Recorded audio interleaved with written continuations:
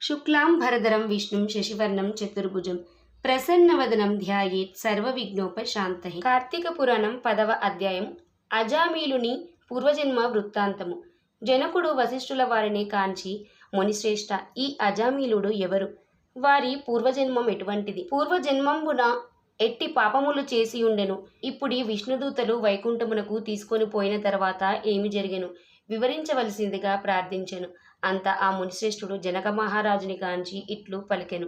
జనక, అజామీలుని విష్ణుదూతలు వైకుంఠమునకు తీసుకొని పోయిన తర్వాత యమకింకరులు తమ ప్రభువగు యమధర్మరాజు కడకేగి, ప్రభు తమ ఆజ్ఞ ప్రకారము అజామీలుని తీసుకొని వచ్చుటకు వెళ్ళగా అచ్చటకు విష్ణుదూతలు కూడా వచ్చి మాతో వాదించి అజామీలుని విమానమెక్కించి వైకుంఠమునకు తీసుకొని పోయారు. మేము చేయునది ఏమీ లేక చాలా విచారించుచు ఇచ్చటకు వచ్చినారము అని వైకంపుతులై విన్నవించుకొనిరి. ఔరా, ఎంత పని జరిగెను! ఎప్పుడు ఇట్టి విధముగా జరిగి ఉండలేదే. దీనికి బలమైన కారణము ఏదైనా ఉండి ఉండవచ్చును అని యముడు తన దివ్య దృష్టితో అజామీలుని పూర్వజన్మ వృత్తాంతము తెలుసుకొని, ఓహో, అదియే సంగతి. తన అవసాన కాలమున నారాయణ అని వైకుంఠవాసుని నామస్మరణ చేసి ఉండెను. అందులకు కాను విష్ణుదూతలు వచ్చి వానిని తీసుకొని పోయిరి. తెలియక కానీ తెలిసి కానీ మృత్యు సమయమున హరినామస్మరణ ఎవరు చేయుదురో వారికి వైకుంఠ ప్రాప్తి తప్పక కలుగును. కనుక అజామీలునకు వైకుంఠ ప్రాప్తి కలిగెను కదా అని అనుకొనెను. అజామీలుడు పూర్వజన్మలో మహారాష్ట్ర దేశమున ఒకానొక శివాలయంలో అర్చకుడిగా ఉండెను. అతడు తన అపురూపమైన అందం చేతను, సంపదల చేతను, బలము చేతను గర్విష్ఠి అయి వ్యభిచారి అయి శివారాధన చేయక శివాలయం యొక్క ధనము అపహరించుచు శివుని విగ్రహము వద్ద ధూపదీప నైవేద్యములు పెట్టక దుష్ట సహవాసములను మరచి విచ్చలవిడిగా తిరుగుచుండెడివాడు.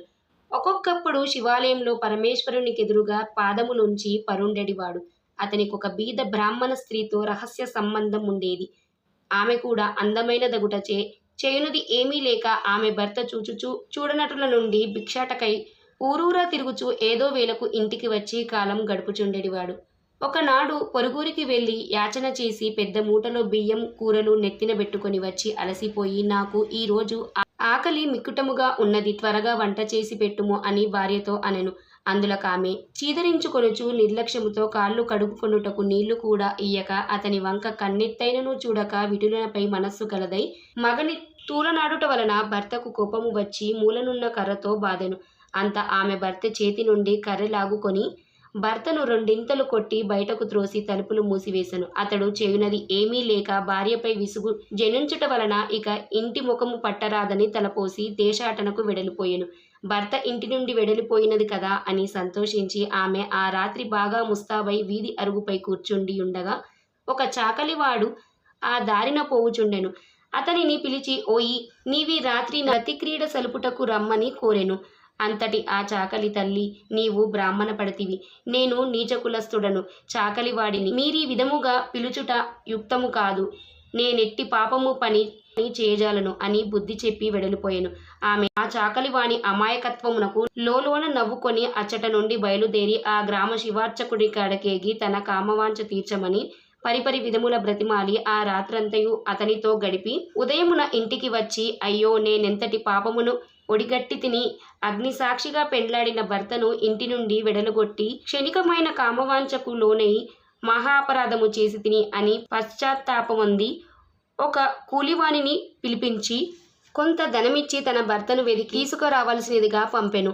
కొన్ని దినముల గడిచిన తర్వాత భర్త ఇంటికి రాగా పాదములపై పడి తన తప్పులను క్షమించమని ప్రార్థించెను. అప్పటి నుండి ఆమె మంచి నడవడిక నవలంబించి భర్త అనురాగములను పాత్రురాలయ్యెను. కొంతకాలమునకు శివార్చకునకు ఏదియో వ్యాధి సంక్రమించి దినదినము క్షీణించుచూ మరణించెను.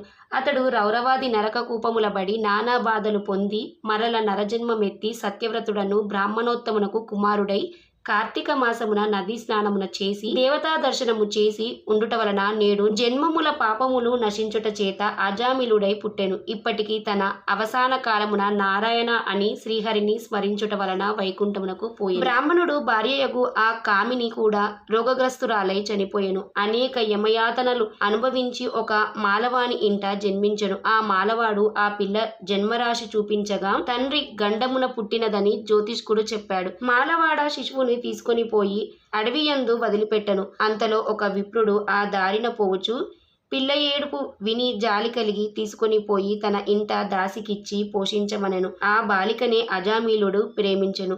వారి పూర్వజన్మ వృత్తాంతమిదియే. నిర్మలమైన మనస్సుతో శ్రీహరిని ధ్యానించుట, దాన ధర్మములు, శ్రీహరి కథలను ఆలకించుట, కార్తీక మాస స్నాన ప్రభావముల వలన ఎటువంటి వారైనను మోక్షమొందగలరు. కాన కార్తీక మాసమందు వ్రతములు, పురాణ శ్రవణములు చేసిన వారు ఇహపర సుఖములు పొందగలరు. దశమాధ్యాయము 10వ రోజు పారాయణము సమాప్తం.